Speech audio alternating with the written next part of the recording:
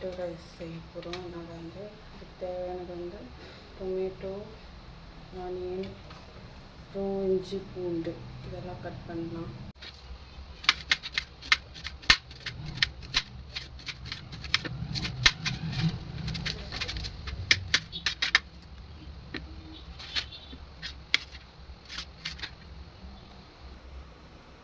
தக்காளி வந்து கொஞ்சம் அப்படியே குட்டி குட்டியாக அப்படியே கட் பண்ணிட்டு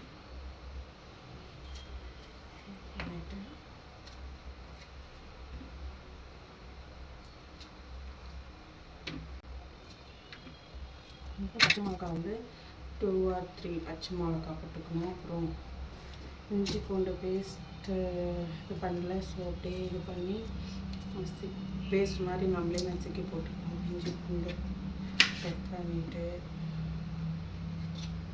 கொஞ்சம் பெரிய தக்காளியாக இருந்தால் 2, குட்டி தக்காளி இருந்தால் ஒரு 4 தக்காளி போட்டுக்கணும்.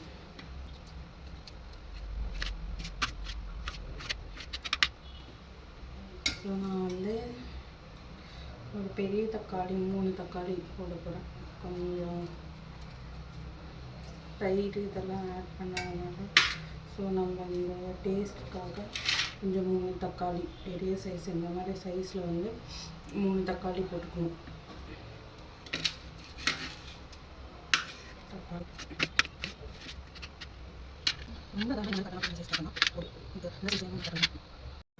பூண்டு வந்து தேவையான அளவுக்கு, சும்மா நான் ரொம்ப போட மாட்டேன் இஞ்சி பூண்டு ஃபஸ்ட்டு, அதனால கொஞ்சம் எவ்வளோ தேவையோ அதை போட்டால்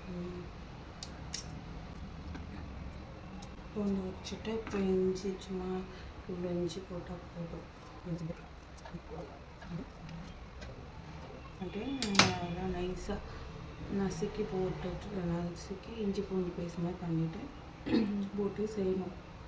இப்போ வந்து டொமேட்டோ ரைஸ்க்கு வந்து தேவையானது வந்து 3 பெரிய சைஸ் தக்காளி, அப்புறம் வந்து 3 பச்சை மிளகா, ஒரு பெரிய வெங்காயம், அப்புறம் கொஞ்சம் கொத்தமல்லி, புதினா, அப்புறம் கொஞ்சம் இஞ்சி பூண்டு நசுக்கி வச்சுருக்காங்க.